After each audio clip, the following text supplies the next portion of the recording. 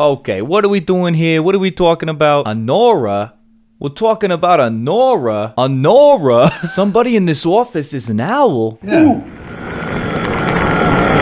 Alright, so yeah, I saw the news, Mikey Madison wins the Oscar, the crowd goes wild, wow. But I never really got the itch to watch this movie. I don't know, the random ads I saw for it on Instagram and shit were kind of intriguing, but a Bonnie and Clyde story with the Russian mafia and strippers, not really my style. Well, that was until last night when I set up my super janky home theater in an attempt to watch the latest Severance episode. Don't laugh, okay? I promise it looks okay, I guess. But then I realized I no longer have access to Apple TV Plus, those bastards, and I'm not logged into, you know, Amazon Prime or Max on my computer, and I don't have a Netflix subscription anymore. It's all a crapshoot anyways, isn't it? So I realized that the only streamer I actually had access to was Hulu, which I guess is the ugly stepchild of streamers these days. But it also just added Anora. Now at this point, it was 10:30, I was already there, so I thought, you know what? Might as well give it a try. And despite this movie being almost 2.5 hours long, which meant I wasn't even done until 1 a.m., I think it was worth the watch. So let's talk about it.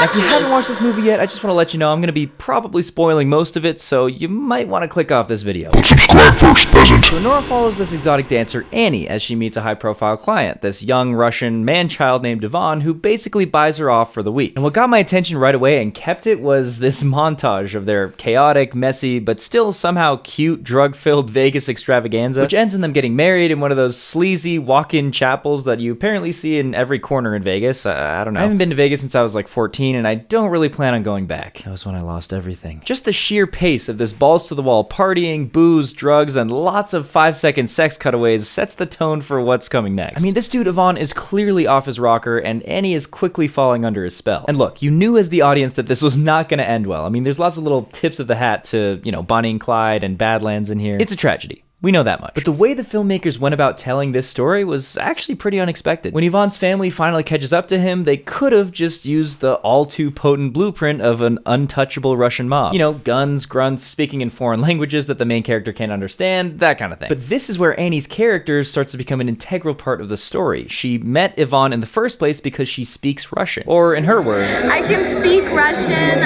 I just prefer not to, but you can go ahead and speak Russian. We only get bits and pieces of Annie's actual backstory and personal life, which, as an exotic dancer in New York, I'm sure she does a pretty good job hiding. But in her interactions with Ivan, we learn that she doesn't have a father figure, and she was probably mostly raised by her Russian-speaking grandmother. She's clearly been waiting for an opportunity like this, to get away from Brooklyn, leave all her problems behind. She even makes a pretty pointed reference to this being her Cinderella story. You know those suites where it's like the Disney princess theme?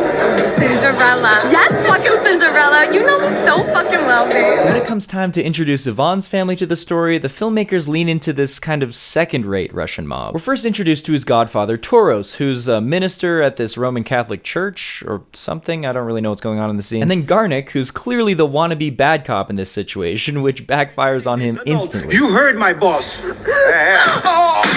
fact that Annie can understand everything that they're saying on the phone to Ivan's parents, combined with her aggressive New York accent, it just sets up for a lot of great physical comedy here. Not to mention, Annie doesn't take any bullshit, and she's not afraid of authority or confrontation, which just makes this sequence that much more entertaining. Also, side note, like I said earlier, this family is not your typical Russian mob, and because of that, the movie is actually very avoidant of guns. In fact, there's not a single gun shown in the entire 2.5 hours of runtime, which is pretty impressive for 2024. Good job, guys. But the way this really diverts from a classic ride or die story is exactly what makes it a tragedy in the first place. Okay, bye.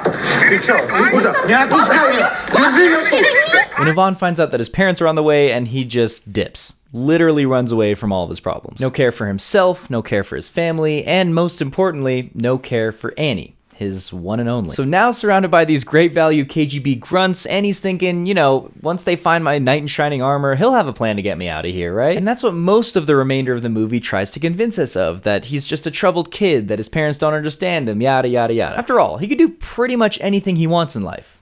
Right? Well, there are little hints here and there to suggest that Ivan's family isn't really doing too hot already. Like the scene where Toros' car is getting towed and all he can offer is a few $100, which the tow truck driver easily refuses. And then we get to know his friends a little better while they're searching for him, and they don't really seem to care about him all that much. But that's a two-way street. isn't it? The movie goes on to start to unravel the curtain on who Yvonne really is, and about halfway through I found myself thinking, wow, this probably isn't even the first time he's married a stripper to piss off his parents. Which, wow, the fact that I'm even saying that while watching the movie just goes to show how well the filmmakers have built this story. And of course, in a bout of extreme irony, Yvonne ends up at the same strip club he met Annie in, high and drunk off his ass, dancing with the same resentful stripper that told Annie her marriage would only last 2 weeks. Get the fuck off my fucking husband! This next section could have gone a little shorter in my opinion, but ultimately leads to Yvonne going back to Russia, deferring to his parents in the most spineless way possible, annulling the marriage with Annie, and basically telling her to fuck off. Or, as we smelly film nerds like to call it, the anti-denouement. Annie is left exactly where she started, if not a few steps back. The person she said she wanted to spend the rest of her life with revealed himself as a wet sandwich with the maturity of a toddler, and all she has to show for it is $10K in green card funds. Why is your cousin such a wet sandwich? Crushing.